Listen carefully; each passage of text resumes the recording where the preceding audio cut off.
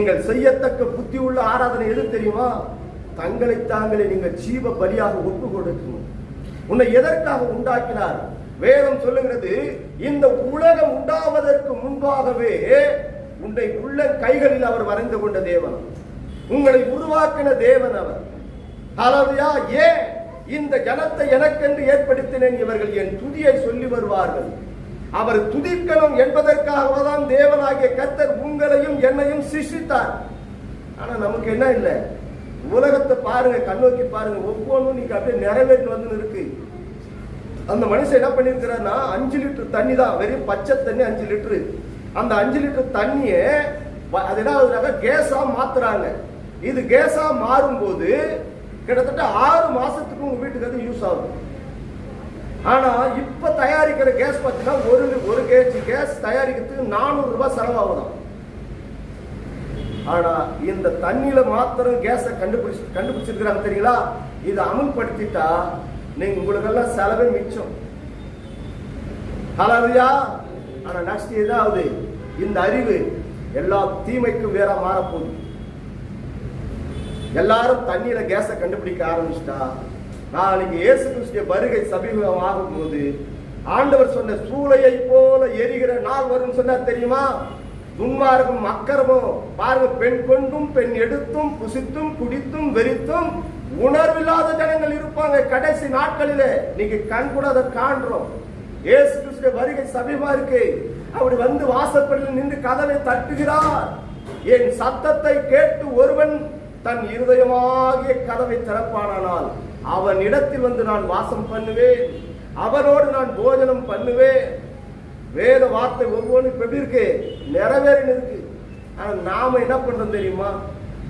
நாம என்ன பண்றோம்? கொள்ளாத சிந்தனை, துன்மார்க்கமான சிந்தனை, நாளைய குறித்தே கவலை. ஹல்லேலூயா. நம் சரீரத்தை குறித்தே ஒரு கவலை, துக்கம், வேதனை. காரணம் என்ன? வேதம் சொல்லுகிறது, உங்கள் தேவைகள் இன்னதென்று அறிந்திருக்கிற உன் பரமபிதா. முதலாவது தேவனுடைய ராஜ்யத்தின் நீதியின் தேடுங்கள், அப்பொழுது இவைகளெல்லாம் உங்களுக்கு கூட கொடுக்கப்படும். நாளைய தினத்தை குறித்து ஒரு நாள் நீங்க கவலைப்படாதீங்க. கவலைப்படுகிறதுனால நீங்க மன கூட்டவும் முடியாது, மன குறைக்கவும் முடியாது. ஆனா நாம என்ன ஆராதனை செய்யறோம்? ஏதோ கடமைக்காக நம்ம போய் அட்டண்டன்ஸ் போட்டு வரலான்னு ஆராதனைக்கு வரீங்களா? அல்ல. நீங்க நித்திய ராஜ்யத்துக்கு வரணுங்க. யுகா யுகா காலம் அவரோடு நீங்க சிங்காசனத்துல போய் உட்காரணும். அவருடைய நாமத்தை மகிமைப்படுத்தணும். ஹல்லேலூயா. தரிதரம், கஷ்டம், கண்ணீர், உபத்திரம், வியாகுலம், சஞ்சலம் ஒன்றை குறித்து நீங்க கவலைப்படாதீங்க. யார் வீட்டுக்காக போய் பிரேயர் பண்ண போயிட்டு வந்தா அந்த வீட்டுடைய கிரியைகள் வந்து என்ன பண்ண பின்தொடர்ந்து வரும். நான் கர்த்தருக்குள்ள நான் விசுவாசிக்கிறேன், தேவன் என்னோட கூட இருக்கிறார். காரணம் என்ன? வானத்தையும் பூமி உண்டாக்கிற சர்வ வல்லமை உள்ள தேவன் இயேசு கிறிஸ்துவிடத்திலே பிசாசு போனான். நீங்க உண்மையாய் தேவ சமூகத்தில் உண்மையாய் கர்த்தரை ஆராதிக்கிற பிள்ளைகளாய் இருந்தா உங்களுக்கு உபத்திரம் வரும், உங்களுக்கு வியாகுலம் வரும், உங்களுக்கு சஞ்சலம் வரும், உங்களுக்கு கண்ணீராய் இருக்கும், வேதனையா இருக்கும். காரணம் என்ன? வேதம் சொல்லுகிறது, நான் உபத்திரப்படுகிறது நல்லதற்கு, ஏனெனில் உமது பிரமாணங்களை நான் கற்றுக்கொண்டேன். அப்பதான் போய் நீங்க தேவனை தேட முடியும். நல்லா நீங்க செழிப்பா இருந்தீங்க வச்சுங்களேன், எந்த காரியத்தை குறித்து உங்களுக்கு ஒரு கவலையும் இல்லாத இருந்துச்சுன்னா நீங்க எப்படி இருப்பீங்க? கர்த்தரை தேடவே மாட்டீங்க. அந்த உணர்வே இருக்கவே இருக்காது.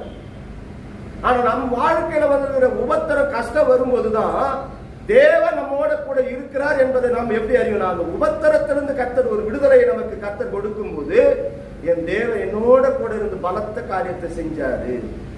நாம் திறன் பிள்ளைகளுக்கு போய் சாட்சி சொல்வோம். மற்றவருடைய வாழ்க்கையில நடக்கிற உபத்திர கண்ணீரை பார்க்கும் போது நாங்களும் அப்படிதாங்க கஷ்டப்பட்டோம், நாங்களும் அப்படிதான் உபத்திரப்பட்டோம், நாங்களும் வியாபார சஞ்சலத்தில் விழுந்து கிடந்தோம், கடன் பாரத்தில் விழுந்து கிடந்தோம். என் தேவனாகிய கர்த்தர் காகையை கொண்டு எலியாவை போஷித்தது போல எங்களையும் என் தகப்பன் எங்களை போஷித்தாருன்னு போய் சொல்லுவீங்க. இந்த உபத்திரத்திலே உங்களுக்கு வந்து ஒரு விடுதலை இல்லைன்னா, இந்த உபத்திரத்திலே உங்களுக்கு ஒரு நம்பிக்கை இல்லைன்னா, நீங்க போய் மற்றவர்களுக்கு எப்படி சாட்சிகளை சொல்லி தேவ நாமத்தை நீங்க மகிமைப்படுத்த முடியும்? அதான் சங்கீதக்காரனாகிய தாவீது சொல்லுகிறார், நான் உபத்திரப்படுகிறது நல்லதற்கு, ஏனெனில் உமது பிரமாணங்களை நான் கற்றுக்கொண்டேன். அவர் வார்த்தையில உங்களை வளர வைக்கிறதுக்காக கர்த்தர் உங்களுக்கு உபத்திரத்தை கொடுக்கிறார். உலக மக்கள் பாருங்க விசாலத்தில் இருப்பாங்க, துன்மார்க்க வழிகளில் நடப்பாங்க, அக்கிரம வழிகளில் கடந்து போவாங்க. அவங்களுக்கு ஒரு காரியம் நடக்கிறது போல நமக்கு தெரியாது. ஆனாலும் கர்த்தர் அவர்களை கைவிடுவார். ஆனால் உன்னை ஒருபோதும் கைவிடவே மாட்டார். காரணம் என்ன? இந்த ஜனத்தை எனக்கென்று ஏற்படுத்தினேன், இவர்கள் என் துதியை சொல்லி வருவார்கள். நீங்க இங்கிருந்து சென்னைக்கு ட்ரெயின் ஏறுறீங்க. ட்ரெயின் ஏறும் போது சென்னைக்கு டிக்கெட் எடுத்தாச்சு. பாதி வழியில இறங்குவீங்களா, சென்னையில் போய் இறங்குவீங்களா? சென்னையில தான் போய் இறங்குவீங்க. இன்னைக்கு அநேகர் என்ன பண்றாங்கன்னா, பஸ்ல ஏறுறாங்க, ட்ரெயின்ல ஏறுறாங்க, சர்ச்சுக்கு வராங்க. இங்க இருந்து ஒசூர்ல ஒருத்தர் இறங்கிட்டாங்க, கிருஷ்ணகிரில போய் ஒருத்தர் இறங்குறாங்க, வேலூர்ல ஒருத்தர் இறங்குறாங்க, அதே போல ராணிப்பேட்டையில ஒருத்தர் இறங்குறாங்க, காவிரி பட்டணத்துல இறங்குறாங்க, போரூர்ல இறங்குறாங்க, அங்க பாத்தீங்கன்னா பூந்தமல்லி இறங்குறாங்க, லாஸ்ட்ல சென்ட்ரல்ல போய் ஒருத்தர் இறங்குறாங்க. நீங்க சென்ட்ரல்ல இறங்குறவங்களா இருக்கிறீங்களா, ஒசூர்ல இறங்குறவங்களா இருக்கிறீங்களா? உங்களுக்கு எடுக்க வேண்டிய டிக்கெட் எங்க எடுத்திருக்கிறீங்க? சென்னைக்கு எடுத்திருக்கிறீங்க. நீங்க பரலோக ராஜ்யத்திற்காக முன்குறிக்க வைக்கப்பட்ட பிள்ளைங்க. அதற்காக தான் கர்த்தர் உங்களை கொண்டு வந்து சபைக்குள்ள உட்கார வைக்கிறாரு. உனக்கு ஒரு உபத்திரம் வரும்போது, கஷ்டம் வரும்போது, உனக்கு ஒரு கண்ணீர் வரும்போது, பரவாயில்ல இந்த ட்ரெயின்ல என்னால போக முடியாது அப்படின்னு சொல்லிட்டு நேரம் ஒசூலே இறங்கிறீங்கன்னு வச்சுங்களேன், சேர வேண்டிய இடத்துல போய் சேர முடியுமா? நீங்க அப்படிதான் இருக்கிறாங்க ஜனங்க. கர்த்தர் கொடுக்கிற நன்மையை வந்து ருசிக்கிறாங்க. எனக்கு இதுவே போதும்பா போயிடுறாங்க. வாழ்க்கை ஒரு உபத்திரம், கண்ணீர், வியாபார சஞ்சலங்கள் வரும்போது இன்னும் கொஞ்சம் தூரம் நடக்கிறாங்க, பாதியில் அவங்க இறங்கி போயிடுறாங்க. அவங்க நித்தியத்திற்கு நிச்சயமாய் வரவே முடியாது. உபத்திரத்தை கண்டு, கஷ்டத்தை கண்டு, கண்ணீரை கண்டு, வியாகுலத்தை கண்டு, சஞ்சலங்களை கண்டு, கடன் பாரத்தை கண்டு எந்த ஒரு மனுஷன் அதை நோக்கி பார்க்கிறான் நிச்சயமா விழுந்து போவான். கர்த்தருடைய ராஜ்யத்துக்கு அவன் வரவே முடியாது. உபத்திரமோ, கஷ்டமோ, நஷ்டமோ, நாசமோ, மோசமோ எதுவாக இருந்தாலும் என் தேவனாகிய கர்த்தர் என்னை கைவிட மாட்டார். இந்த நம்பிக்கை விசுவாசத்தோடு உட்காருங்க. நீங்க சேர வேண்டிய இடத்துல கர்த்தர் கொண்டு போய் உங்களை சேர்ப்பார். நீங்க அநேகருடைய வாழ்க்கையில இப்படிதான் இருக்கு. சத்தியத்தை போய் சொல்றோம், வார்த்தைகளை கேட்கிறாங்க, சபைக்கு கடந்து வராங்க. அவங்க வாழ்க்கையில ஒரு அற்புதங்கள் கர்த்தர் செய்த உடனே தேவனை மறந்து போறாங்க. அவர்கள் எப்படி நித்திய ராஜ்யத்துக்கு வருவாங்க? இங்க வேதம் தெளிவாய் சொல்லுகிறது, நீங்கள் புத்தியுள்ள ஆராதனை செய்யத்தக்க பிள்ளைகள் என்றுதான் உங்களை அறிந்து கர்த்தர் கொண்டு வந்திருக்கிறார். இதுதான் சத்தியம். காரணம் என்ன? எரிகிற சூளையை போல ஒரு நாள் வரப்போகிறது. அது சமீபமாய் இருக்கிறது. நம்ம கண் கூட பார்க்கிறோம். 2000 வருஷத்துக்கு முன்ன பத்மத்தீவிலே யோவானுக்கு தன்னை வெளிப்படுத்துகிறார். 2000 வருஷமா வந்த அநேக ஜாதி ஜனங்கள், தேசத்துல வந்த ஜாதி ஜனங்கள்லாம் சொல்லியிருப்பாங்க, ஆமா உலகம் அழிய போதமே, உலகம் அழிய போதும். அவங்க எல்லாம் பார்க்கல. அறிவு பெருத்து இருக்கிற காலத்துல நம்ம வந்து இருக்கிறோம். நம்முடைய கண் கூடாய் பார்க்கிறோம். துன்மார்க்கம் நிறைந்த ஜனங்கள் மத்தியில வாழ்ந்து கொண்டு இருக்கிறோம். அக்கிரமம் நிறைந்த ஜனங்கள் மத்தியில என்ன பண்ணிருக்கிறோம் இருக்கிறோம். துணிகரம் உள்ளவர்கள் மத்தியில் நம்ம வாழ்ந்து கொண்டு இருக்கிறோம். தேவனுக்கு பிரியமில்லாமல் தேவ பக்தியை வேஷமாக தரித்த அநேக போதகர் மத்தியில் வாழ்ந்து இருக்கிறோம். நீங்க அநேக கள்ள போதகங்க, தெருவுக்கு தெரு ஊழியக்காரங்க, உள்ள மொத்தம் பார்த்தீங்கன்னா பண ஆசை, பொருள் ஆசை, தன் சுயநலமான ஜீவியத்திற்காக ஊழியம். நீங்க அப்படியாப்பட்ட ஊழியக்காரங்களா எழுதி இருக்கிறாங்க. வேதம் தெளிவாய் சொல்லப்பட்டிருக்கு. அந்த வசனத்தை நம் கண்கூடாய் காண்கிறோம். அக்கிரமம் நிறைந்த உலகத்திலே வாழ்ந்து கொண்டு இருக்கிறோம். 2000 வருஷத்துக்கு முன்பாக சொல்லப்பட்ட வார்த்தை நம் கண்கூடாய் நிறைவேறி கொண்டு இருக்கிறது. ஆனாலும் நமக்கு என்ன இல்லை, ஒரு நாள் 2 நாள் கிடையாதுங்க. வேதம் சொல்லுது, யுகா யுகா காலமும் அக்னியும் கந்தகம் எரிகிற கடல்ல போடுங்க இவனை. அக்கிரமக்காரனை எட போடணுமா? அழுகையும் பற்கடிப்புள்ள அந்தகார இருள போடுங்க. துணிகரம் உள்ளவன், அக்கிரமம் உள்ளவன், தேவனுக்கு பிரியமில்லாதவன், தேவ பக்தியின் வேஷத்தை தரித்தவன். நீங்க தேவ பக்தியின் வேஷத்தை தரித்தவன் கர்த்தரை ஆராதிக்க வராதீங்க. உண்மையாய் தேவனை நோக்கி பாருங்க. உண்மையாய் கர்த்தரை என்ன பண்ணுங்க, ஆராதிங்க. தங்களை தாங்களே நீங்கள் ஜீவ பலிகளா என்ன பண்ணுங்க, ஒப்பு கொடுங்க. இதைத்தான் கர்த்தர் விரும்புற. கண் கூட என்ன பண்ண போது இன்னும் கொஞ்ச நாளும் தான். இப்பதான் அடி எடுத்து வச்சிருக்கு, ஸ்டார்ட் பண்ணிருக்கிறாங்க. தண்ணீரை கேஸா மாத்தி இருக்கிறாங்க. நாளைக்கு தண்ணி கூட எரிய ஆரம்பிச்சிடும். இந்த உலகம் என்ன ஆயிடும்? நான் சொல்லல, வேணும்னாக்கா நான் உங்களுடைய வாட்ஸ்அப் நம்பருக்கு நான் அந்த வீடியோ கிளிப் அனுப்புற பாருங்க. நம்ம இந்திய கவர்மெண்ட்டுக்கு அதுக்கு அங்கீகாரம் கொடுத்து ஆயிடுச்சு. உலகம் எங்க நோக்கி போயிருக்கு பாத்தீங்களா? ஹல்லேலூயா. வாசிங்க, நெக்ஸ்ட் வசனத்தை வாசிங்க. நீங்கள் இந்த பிரபஞ்சத்துக்கு ஒத்த வேஷம் தெரியாமல் தேவனுடைய நன்மையும் பிரியமும் பரிபூர்ணமான சித்தம் இன்னதென்று பகுத்தறியத்தக்கதாக உங்கள் மனம் புதிதாகிறதினாலே மறுரூபமாகுங்க. இந்த வார்த்தைகளை கேட்டு இனவ மாறணும், நீங்க மறுரூபமாகணுங்க. ஆனா இன்னும் நம்ம எப்படி இருக்கிறோம் தெரியுமா? எப்படி இருக்கிறோம்? அந்நிய புறஜாதியர் எப்படி இருக்கிறோமோ அதே போலதான் இருக்கிறோம். இங்க வந்து சபைக்குள்ள வர சொல்ல ஒரு பக்தி வைராகியத்தோடு உட்காந்துக்கிறோம். இனிமேல் எந்த காரியத்தை நான் செய்யவே மாட்டேங்க. நான் உலகத்துக்கு ஒத்த வேஷம் தரிச்சுனா நான் இருக்கவே மாட்டேன். நான் இனிமேல் அவருடைய கற்பனையும் கட்டளைகளையும் நியமங்களையும் நான் கைகொண்டு நான் நடப்பேன். நான் வார்த்தையிலே தான் இருப்பேன் சொல்லிட்டு போறோம். இங்கிருந்து வாசப்படியை தாண்டவன்னு கொஞ்சம் விசுவாசம் இருக்கும். இங்கிருந்து வீட்டை போனவொன்னு ஒரு அரை விசுவாசம் இருக்கும்.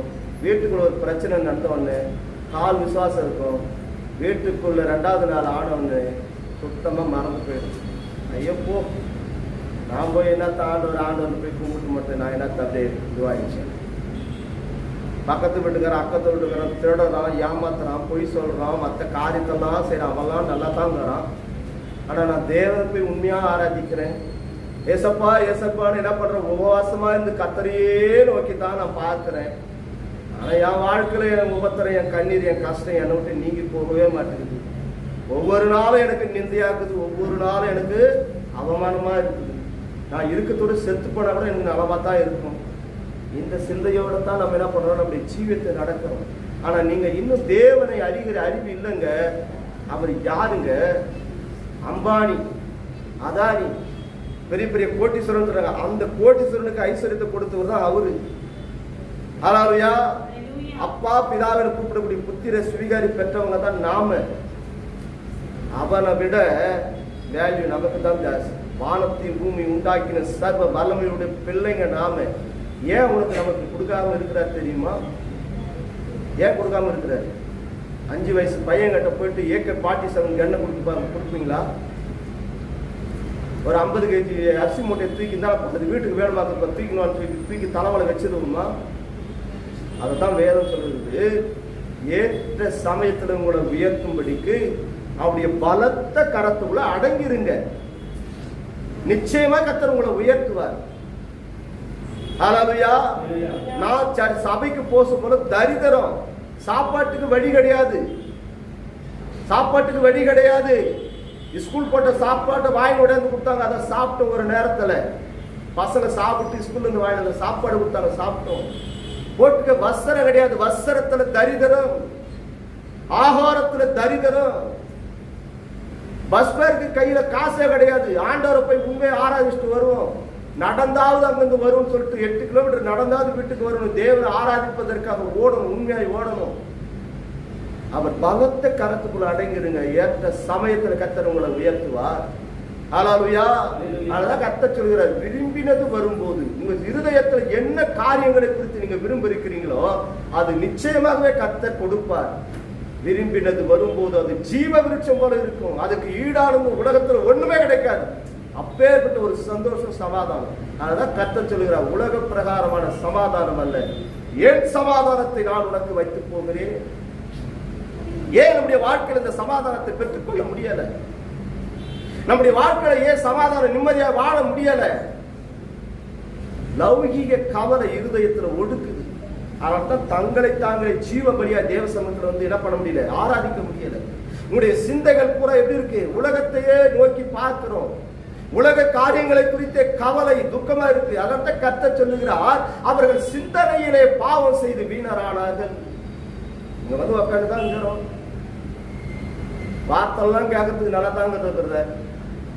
உபத்திரம் கஷ்டம்னு வந்தாக்க தெரியும் பிரதர். அந்த உபத்திர கஷ்டம் வந்தா தான் பிரதர் அதனுடைய காரியம் என்னன்னு உங்களுக்கும் தெரியும். வேதம் சொல்லுகிறது, அவனவனுக்கு ஒரு கிரியை இருக்கு, அவனவனுக்கு தக்கதாக பலனும் ஒன்று இருக்கு. நீ உபத்திரத்துல கர்த்தரை தேடுகிறியா? அதுக்கான பலன் பரலோகத்துல நிச்சயமா உனக்கு கர்த்தரை வச்சிருக்கிற. அவன் கிரியைகளுக்கு தக்க பலன். சரி, திருடி ஏமாத்தி பொய் சொல்லி சேர்த்து வைக்கணும்னு நினைக்கிறியா? செய்யி, அதுக்கான பலன் பரலோகத்துல உனக்கு இருக்கு. அவன் கிரியைகளுக்கு தக்க பலன் என்னோட கூட வரும். ஹல்லேலூயா. இந்த சத்தியத்தை அறிந்திருக்கிறோம். ஆனா நமக்குள்ள என்ன இல்லை? உணர்வு இல்லை. தேவனை உண்மையாய் ஆராதிக்கிற உணர்வு இல்லை. ஆனா நமக்குள்ள என்னென்ன ஒளிஞ்சிருக்கு தெரியுமா?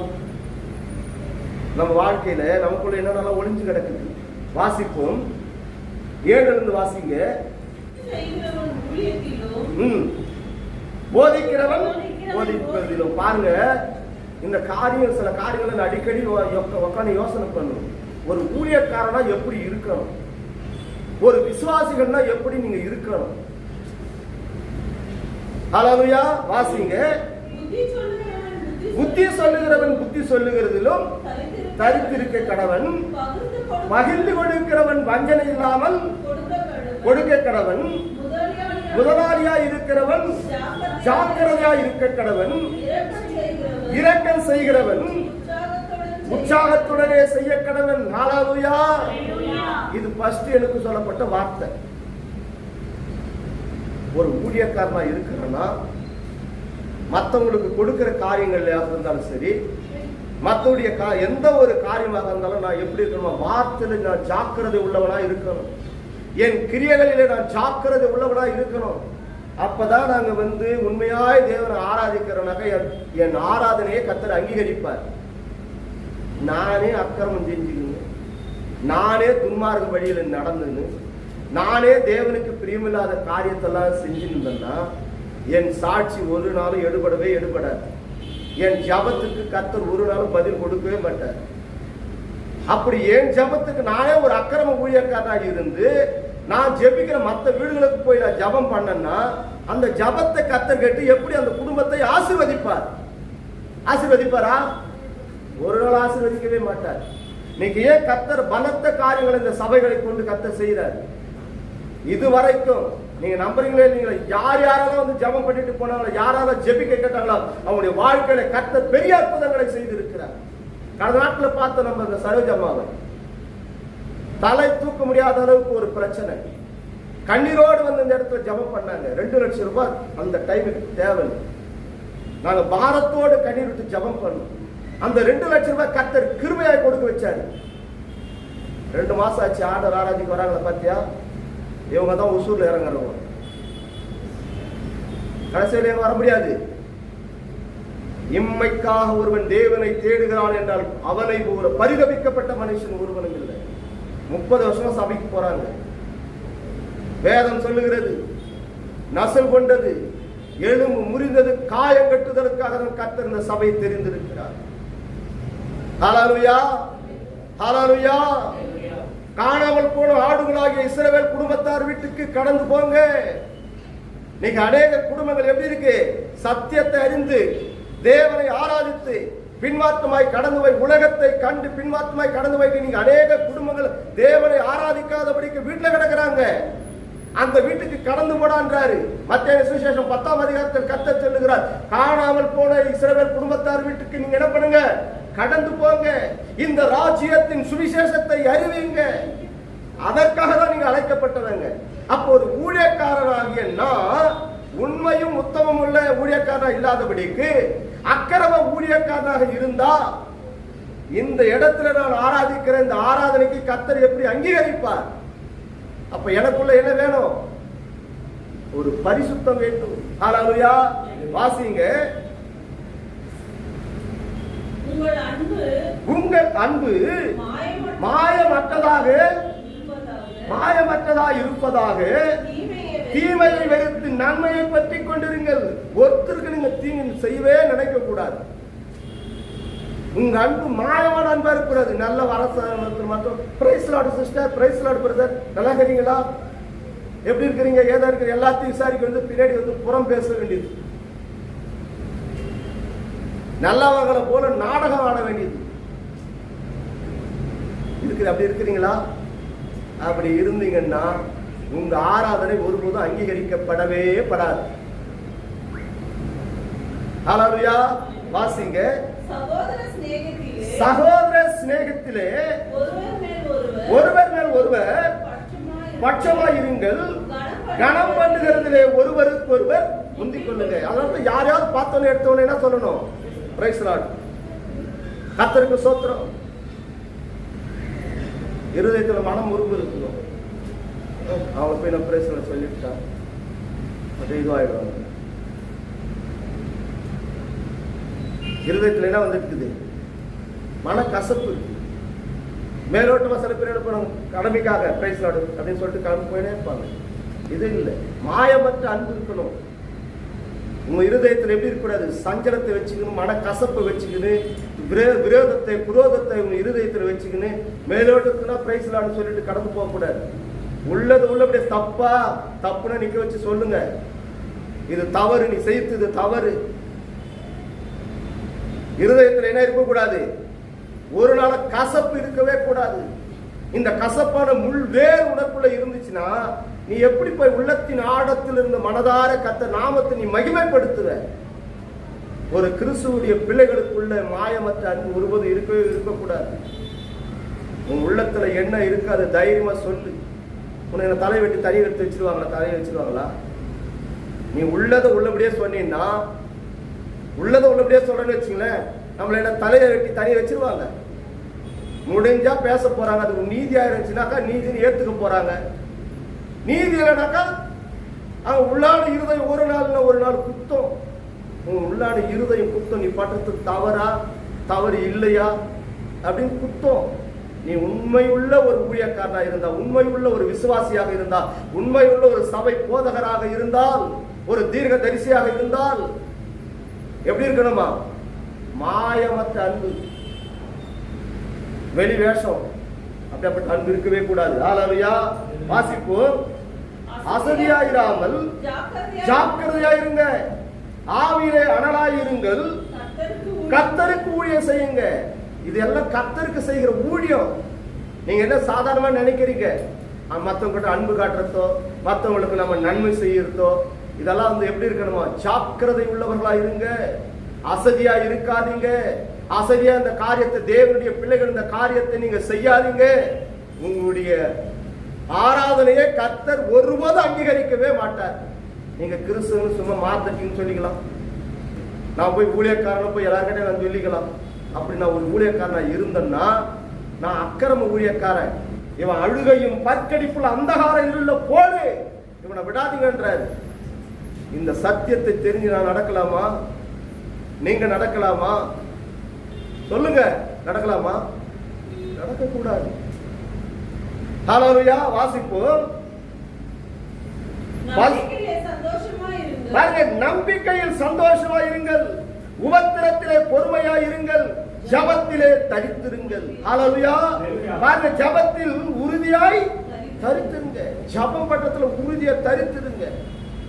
எப்பொழுதும் சந்தோஷமா இருங்க, எப்பொழுதும் மன மகிழ்ச்சியா இருங்க. ஏன் நம்ம வாழ்க்கையில மன மகிழ்ச்சி வர்றதில்லை? ஏதாவது ஒரு காரியத்தை குறித்து பேசி பேசி பேசி பேசி நம்ம சிந்தனையில எல்லாம் கொண்டு வந்துடுறோம், பாவத்தை கொண்டு வந்துடுறோம். இந்த சிந்தனையில் வருகிற பாவத்தை நிமித்தமா தேவனை விட்டு நம்ம தூரம் கடந்து வருகிறோம். தேவனை விட்டு தூரம் கடந்து வருகிற நிமித்தமா தேவனை முழுமனதோடு ஆராதிக்க முடியல. தேவனுங்கிறது பரிசுத்தாளுடைய குறைவில் அவர்களுக்கு என்ன பண்ணுங்க?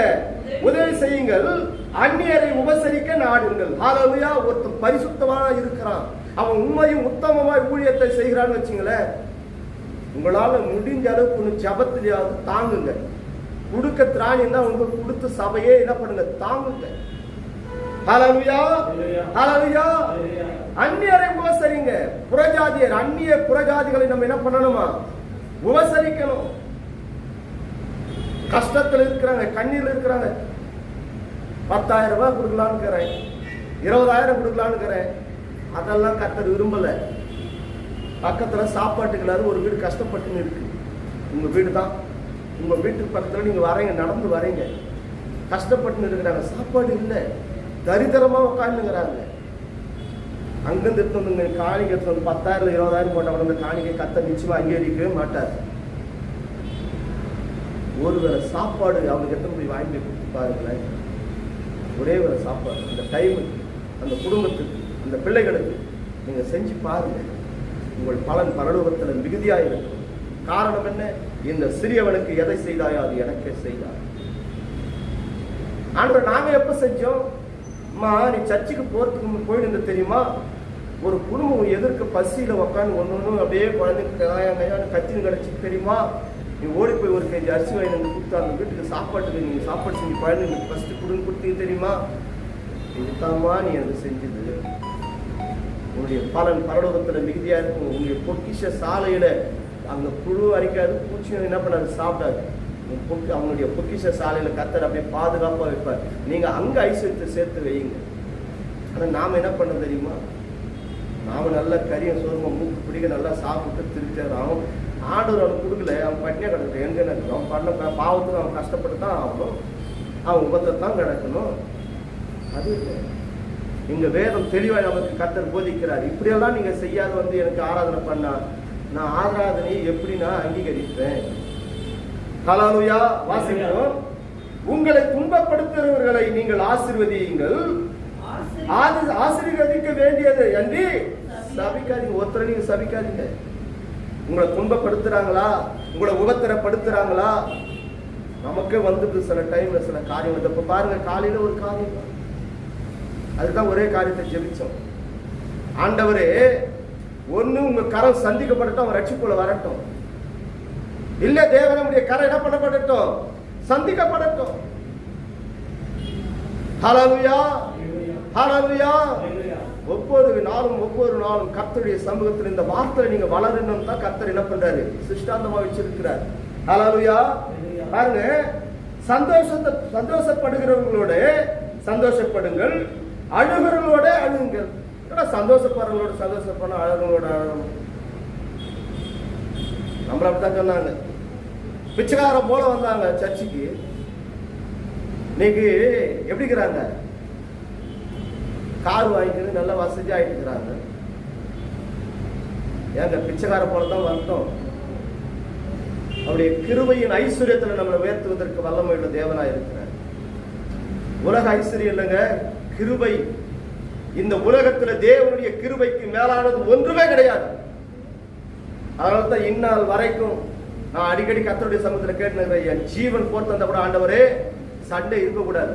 அப்படி தவறி என் ஜீவன் நான் செத்து போன சண்டே நாளா இருந்தாலும் என்னை தூக்கி வீட்டுக்குள்ள ஒரு பக்கம் வச்சுட்டு கர்த்தரை முதலாவது ஆராதனை செஞ்சுட்டு அப்புறம் என்னை தூக்கி வெளியே வையுங்க.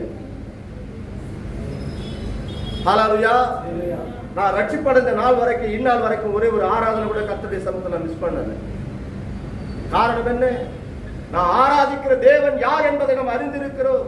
உள்ளத்தின் ஆழத்திலிருந்து மனதார கர்த்தர் நாமத்தை நம்ம மகிமைப்படுத்தணும். இதைதான் கர்த்தர் விரும்புகிறார். அதைதான் தம்மை தாமே நம்ம ஜீவபலியாய் கர்த்தருடைய சமூகத்தை நம்ம ஒப்பு கொடுத்து ஜெபம் செய்யணும். ஹல்லேலூயா. வாசிப்போம். ஒருவருக்கு ஒருவர் ஏக சிந்தை உள்ளவராய் இருங்கள், மேன்மையானவைகளை சிந்தியாமல் தாழ்மையானவைகளையே சிந்தியுங்கள். பாருங்க, நம்மளை புத்திமான் என்று எண்ணாதிருங்கள். பாருங்க, நம்மள இன்னைக்கு நிறைய பேர் என்ன பண்றாங்க தெரியுங்களா? எனக்கா எல்லாமே தெரியும். நேற்று ஒரு காரியத்தை தான் பேசணும். ஒரு காரியத்தை சொல்ல போனா 10 நிமிஷம் அவங்க கதையை எடுத்து அவங்க கரெக்டா ஈடு கட்டி விட்டுருவாங்க. ஒரு சம்பவத்தை சொல்ல போனா அந்த சம்பவத்துக்கு ஏத்தாப்புல அவங்க என்ன பண்ணுவாங்க, என் வாழ்க்கை இப்படிதான் நடந்துச்சு ஒரு சம்பவத்தை சொல்லுவாங்க. அவங்களுக்கு தெரியாத ஒண்ணுமே கிடையாது. அவங்க கிட்ட பேசவே முடியாது. எல்லாத்துக்கும் என்ன பண்ணுவாங்க, சரி கட்டி சொல்லுவாங்க. ஹல்லேலூயா. அவங்க என்ன நினைக்கிறாங்க, புத்திமானா நினைக்கிறாங்க. நீங்க அறிவாளி, புத்திசாலி, எனக்கு எல்லாமே தெரியும், எனக்கு யாரும் புத்தி சொல்ல வேண்டிய அவசியமே கிடையாது. ஆமா, நீ பண்றது இது தவறு, இது தேவனுக்கு பிரியம் இல்லை. அல்ல, நானும் பைபிள் படிச்சிருக்கிறேன், எனக்கு பைபிள் பத்தி எல்லாமே தெரியும், எனக்கு கூட தெரியாத ஒண்ணும் இல்லை. நீங்க எப்படி இருக்கிறாங்க, எல்லாம் புத்திமான்களா இருக்கிறாங்க. உங்களை ஒண்ணு குறித்து நீங்க சிந்தியாதிருங்க. ஹல்லேலூயா. வாசிப்போம். ஒருவனும் தீமைக்கு தீமை செய்யாதிருங்கள், எல்லா மனுஷருக்கு முன்பாக பார்த்தீங்களா? நான் வீட்டுல கூட சில காரியங்களை பேசும்போது இதை குறிச்சுதான் பேசி நடப்பேன். எல்லார்கிட்டும் எப்படி இருக்கணும், நீ யோகியம் உள்ளவனா பார்க்கணும். பார்த்தோன்னா அவன் யோகியம்பா, அவன் அயோக்கியம் கிடையாது. அவன் அக்கிரமக்காரன் கிடையாது, அவன் துன்மார்கன் கிடையாது, அவன் தேவனுக்கு பிரியமில்லாதவன் கிடையாது. அவன் தேவனுக்கு பயந்தவன், தேவ வார்த்தைகளுக்கு கீழ்ப்படிந்து நடக்கிறவன். அவன் கிறிஸ்தவன், கிறிஸ்துவை போலவே தன்னையும் தன்னை வெளிப்படுத்த நினைக்கிறவன் அப்படின்னு உங்களை பார்த்து சொல்லணும். இப்படி சொன்னா மாத்திரம்தான் உங்க ஆராதனை அங்கீகரிக்கப்படும். ஹல்லேலூயா. நாம எப்படி இருக்கிறோம்? யோகியம் உள்ளவர்களா இருக்கிறோமா, அயோக்கியம் செய்யறவங்களா இருக்கிறோம்? ஏன் நம்முடைய ஆராதனை கர்த்தர் அங்கீகரிக்கிறது? இப்படிப்பட்டவர்களுடைய ஆராதனை தான் கர்த்தர் விரும்புகிறார். இப்ப இப்படி காரியத்தை செய்கிறவர்களை மாத்திரம் தான் தேவனாய் கர்த்தர் ராஜ்யத்துக்கு கொண்டு போகிறார். நாம் அப்படி செய்யாது இருந்தோம்னா நிச்சயமா நீங்க இங்க நியாய தீர்த்தலாம் கர்த்தர் தங்களை தாங்களே நிதானித்து சோதித்து அறிந்தோமானார். நாம யோகியம் உள்ளவர்களா இல்லையான்றதை நம்ம சோதித்து அறிஞ்சோம்னா நிச்சயமாகவே நியாயத்திற்குள்ள போய் உங்களை நிக்க வைக்கவே மாட்டார். காரணம் என்ன? நம்மை நாமே நிதானித்து அறியும் போது நாம் பண்றது தவறா, தவறு இல்லையா, நான் செய்யறது நீதியா, அது நீதி இல்லையா, நான் பண்றது யோகியமா, இது யோகியம் இல்லையான்னு நீங்க நிதானித்து அறிஞ்சீங்கன்னா, அந்த நிதானித்து அறியும் போது நீங்க தவறு செய்துவீர்களானா அந்த தவறிலிருந்து கர்த்தர் உங்களை விடுதலை ஆக்குவாரு. அதுல இருந்து ஒரு மன்னிப்பு இப்பே கொடுத்துருவாரு. உன் பாவங்கள் அந்த இடத்துல நிச்சயமா பரலோக ராஜ்யத்துக்கு வரும்போது நியாயத்திற்குள்ள கொண்டு வரவே மாட்டார். இதான் உண்மை. ஏன்? நீங்க யோகி உள்ளவர்களா தேவனை ஆராதித்தால் மாத்திரம்தான் யுகா யுகா காலமும் அவர் ஆராதிப்பதற்காக உங்களை கொண்டு போவார். நீயே அக்கிரமம், நீ பண்றது பூரா துன்மார்க்கம், நீ பண்றது பூரா தேவனுக்கு பிரியமில்லாத சகல பாவம், உன்னிடத்துல யோகியமே கிடையாது, பண்றது பூரா அயோக்கியதானம், எப்படி ஆராதனை அங்கீகரிப்பார்? இதைத்தான் ஒவ்வொரு நாளும் வீட்டில் சில காரியங்களை நாங்கள் பேசும்போது இதெல்லாம் போராடி நடப்பேன்.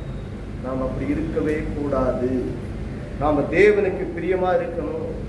தேவனுடைய ஊழியத்தை செய்ய வந்திருக்கிற ஊழியக்கார குடும்பம், நீங்க தேவனுடைய பிள்ளைகள், நீங்க தேவ வார்த்தைகளுக்கு எப்படி இருக்கணும்? செவி கொடுத்து நடக்கணும்.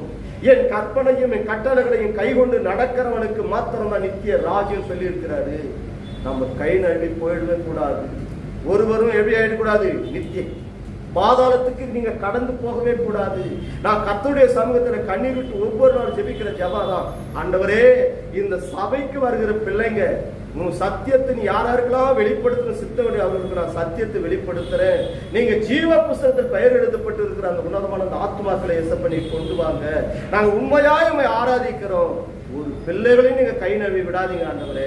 எங்க பாக்குற அந்த பிள்ளைகளை நாங்க நித்திய ராஜ்யத்துல யுகா யுகா காலமும் உண்மை துதிக்கும் போது நாங்க மனமகிழ்ச்சியா இவருடைய நாமத்தை நாங்க மகிமைப்படுத்துறோம் ஆண்டவரே. ஒவ்வொரு நாளும் சத்தியம் சத்தியம் சத்தியம். என் ஜீவனை போனாலும் பரவாயில்லை, தேவனுக்காக வார்த்தைக்காக நாங்க நிக்கணும் ஆண்டவரே. கடைசி நாட்களில் எடுப்பதில் வரணும். அது வார்த்தைக்கான எடுப்பதா இருக்கணும். சத்தியமுள்ள வார்த்தையை போதிக்கிற சபையா இருக்கணும். அது நித்திய ராஜ்யத்திற்கு கொண்டு போகிற சபையா இருக்கணும். பிதாக்களுடைய இருதயத்தை பிள்ளைகளிடத்திற்கும் பிள்ளைகளுடைய இருதயத்தை பிதாக்களிடத்திற்கும் திருப்புகிற சபையா இருக்கணும். அந்த சபையை நடத்துகிற ஊழியக்காரனாகிய அடியேன் யோகி உள்ளவனா இருக்கணும். நான் அக்கிரமக்காரனா இருக்கவே கூடாது. பண ஆசை பொருளாசைகளை வைத்து வயிற்றுக்காக ஊழியம் செய்கிற ஊழியக்காரனா இருக்கவே கூடாது. ரெண்டகம் பண்ணுகிற ஊழியக்காரனா இருக்கவே கூடாது. ரெண்டகம் பண்ணுகிற ஊழியத்தை செய்கிற ஊழியக்காரனா இருந்து தேவனே உம்மை மறுதலித்து என் தகப்பனை என்னை நோக்கி பார்க்கிற அநேக பிள்ளைகளும் உண்டு. அவர்களும் நித்திய பாதாளத்துக்கு நான் கொண்டு போயிடக்கூடாது. என் நிமித்தம் இந்த ஆத்மா ஒன்று இடறி போகவே கூடாது. அன்னைக்கு பரலோக ராஜ்யத்துல வந்து நிற்கும் போது, ஏ அக்கிரமை செய்கைக்காரனே, ஏ துன்மார்கனே, என்னை விட்டு அகன்று போடான்னு சொல்ல நீங்க எல்லாம் நிற்பீங்க பரலோக ராஜ்யத்துல. என் ஊழியக்காரன் உண்மையா செஞ்சான்னு சொன்னானே, அவன் உண்மை உண்மை உண்மைன்னு பேசினானே, ஏளனம் பண்ணி என்ன பண்ணுவாங்க? சிரிப்பாங்க. அக்னி கந்தம் பெற பாதாளத்துக்கு அந்த ஆத்மா கடந்து போது தெரியுமா? கடந்து போகும்போது ஐயோ இவன் உண்மை உள்ள ஊழியக்காரன் உடையாந்தனே, இவன் உத்தமமா இந்த சபையை நடத்துறானே, இந்த இடத்துல சத்தியமுள்ள வார்த்தை இருக்குன்னு வந்தனே. ஒருவரும் கை நழுவி விடக்கூடாதப்பா. அப்படிதான் ஒவ்வொரு நாளும் நாங்கள் தேவ சமூகத்தில் கர்ப்ப வேதனைப்படுறோம். காரணம் என்ன? நாங்கள் சத்தியத்தை என்ன பண்ற அறிந்திருக்கிறோம். நாங்கள் ஆராதிக்கிற தேவன் யார் என்பதை நாம் அறிந்திருக்கிறோம். யோகி உள்ளவர்களா இருப்போம். ஒருவர் உங்களை குற்றப்படுத்த கூடாது. சிங்காசனத்துக்கு முன்பாக நிற்கும் போது வலது பக்கத்தில் அடிக்கப்பட்ட வண்ணமாய் நிற்கிற தேவ ஆட்டுக்குட்டியானவர் நிற்பார். நீங்கள் வலது மரியத்துக்குரிய பிள்ளைகளாய் நிற்கும் போது உங்களை குற்றப்படுத்தக்கூடிய இடது பக்கத்திலே சாத்தான் வந்து நிற்பான். அக்கிரமம் செய்தவர்கள், துன்மார்க்கமான வழிகளிலே இவர்கள் நடந்தவர்கள், இவர்கள் தேவனுக்கு பிரியமில்லாத பாவத்தை செய்தவர்கள்.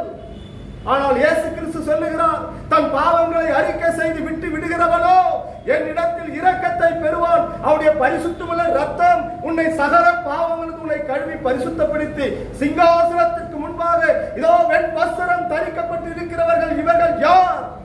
ஆட்டுக்குட்டியுடைய ரத்தத்தினால் கழுவப்பட்ட பிள்ளைகள். சகல பாவம் உன்னை கழுவி பரிசுத்தப்படுத்தணும். இப்ப மனம் திரும்பினார். இப்ப மனம் திரும்பி தேவ சமூகத்திலே கண்ணீரோடு, ஆண்டவரே, என் தகப்பனே, நான் துரோகியாக இருக்கக்கூடாது, நான் துணிகரம் உள்ளவனாய் இருக்கக்கூடாது, தேவனே, தேவனுக்கு கீழ்ப்படிதல் இல்லாத பிள்ளையாய் நான் இருக்கக்கூடாது, உமது கற்பனையும் கட்டளைகளையும் நியமங்களை நான் கைகொண்டு நான் நடக்க வேண்டும்.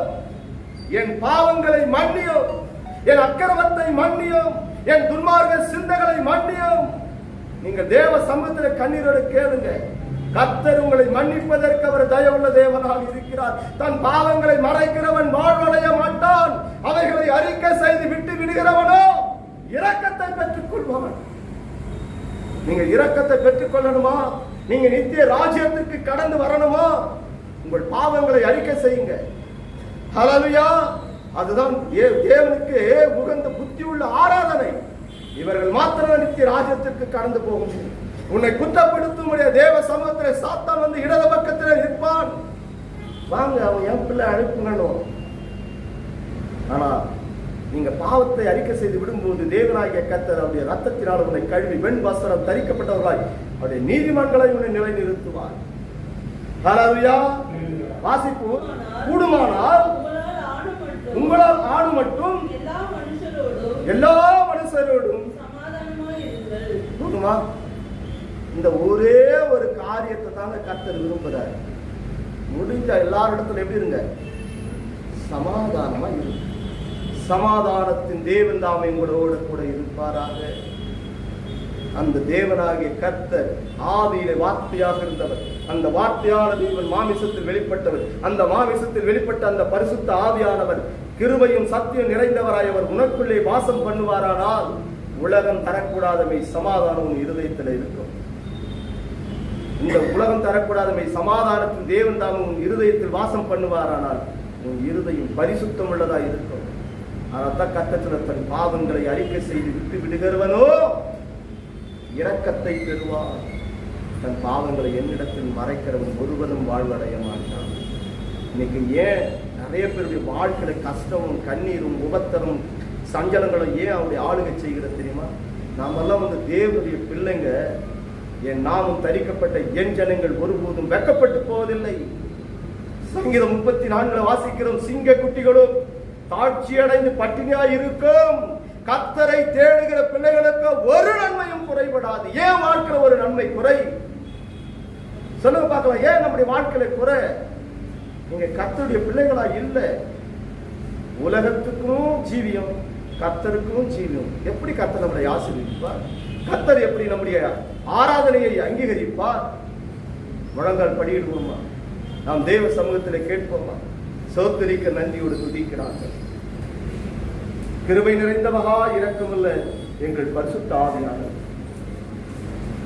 உலகம் தரக்கூடாதவை சமாதானத்தின் தேவனே, என் பாதத்தில் ஒப்பு கொடுத்து ஆண்டவரே, எது புத்தி உள்ள ஆராதனை தங்களை தாங்களே ஜீவபலியாய் ஒப்பு கொடுப்பதில்லை. என் பாவத்தை மன்னி, என் அக்கிரமத்தை மன்னி. ஆண்டவரே, என் தகப்பன் வார்த்தையான தேவனே, எங்களோடு பேசினார். என் தகப்பன் உமக்கு பிரியமாய் வாழ, உமக்கு பிரியமாய் நாங்கள் நடக்க என் தகப்பன் ஆவியானவரே, மற்றவர்களிடத்தில் நாங்கள் சாட்சிகள் பெற ஆவியானவர், என் தகப்பனே, என் பாவத்தை மன்னியும், என் அக்கிரமத்தை மன்னியும், என் துன்மார்க்க சிந்தைகளை மன்னியும். உமக்கேற்ற ஒரு கர்த்தாவே பிள்ளையாய் ஆண்டவரே, என்னை மறுரூபமாக்குமா, என்னை மறுரூபமாக்கும். உம்மை போல என்னை மறுரூபமாக்குமா. கரத்தில் ஒப்பு கொடுக்கிறோம், பாதத்தில் ஒப்பு கொடுக்கிறோம். ஆண்டவரே, நான் கடமைக்காக ஆராதனை செய்ய கடந்து வந்தேன். ஆண்டவரே, எல்லாரும் வந்து தேவனை துதிக்கிறார்கள், தேவ நாமத்தை மகிமைப்படுத்துகிறார்கள். ஆண்டவரே, ஆனாலும் என் தகப்பனே, என் உள்ளத்திரையங்களை ஆராய்ந்து அறிந்திருக்கிறவரே, நான் கடமைக்காகவும் பெயர் கிறிஸ்துவனாக ஜீவிப்பதற்காகவே ஆராதிக்க கடந்து வரவில்லை அப்பா.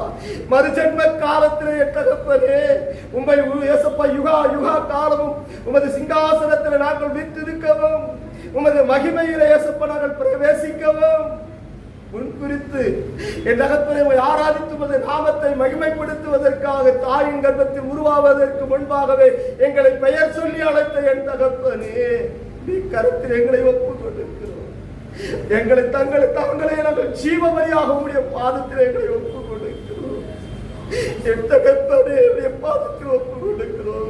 அறிந்து அறியாமல் செய்த பாவத்தை மன்னியோ, உமக்காக நாங்கள் உண்மையும் உத்தமமாய் ஜீவிக்க தேவ கிருபையை தாரும் ஆண்டவரே, தேவ கிருபையை தாரும்.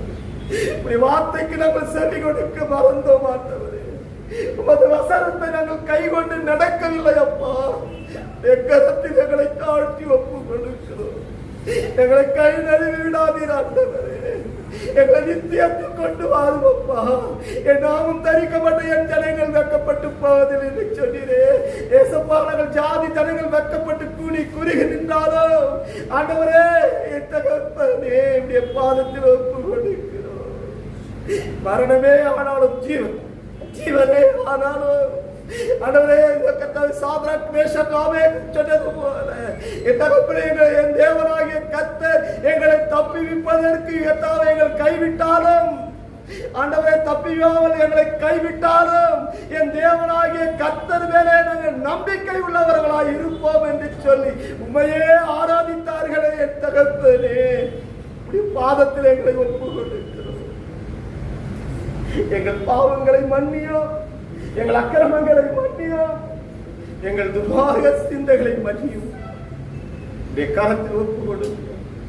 இனி வருகிற நாட்கள் இல்லப்பா, தங்களை தாங்களே நாங்கள் ஜீவ பலிகளாய் எங்களை அர்ப்பணித்து ஒப்புக் கொடுத்து உண்மையாய் உம்மை நோக்கி நாங்கள் பார்த்து உண்மையாய் உம்மை நோக்கி கர்த்தாவை ஆராதிப்போம். உண்மையா இயேசப்பா, எப்பொழுதும் ஆண்டவரை துதித்து உம்முடைய நாமத்தை நாங்கள் மகிமைப்படுத்துவோம் என்று சொல்லி தேவ சமூகத்திலே தங்கள் பாவங்களை அறிக்கையிட்ட ஒவ்வொரு பிள்ளைகளையும் கண்ணோக்கி பார்த்ததற்காக நன்றி. ஒவ்வொரு பிள்ளைகளை ஆசீர்வதித்து அதற்காய் கோடான கோடி சொத்தரிக்கிறோம். நன்றியோடு துதிக்கிறோம் அப்பா. தாழ்த்துகிறோம், அர்ப்பணிக்கிறோம், ஒப்பு கொடுக்கிறோம். நசரேயனாகிய இயேசுவின் நாமத்தில் ஜெபிக்கிறோம். ஜீவனும் பலனும் உள்ள எங்கள் நல்ல தகப்பனே, ஆமென். ஹல்லேலூயா.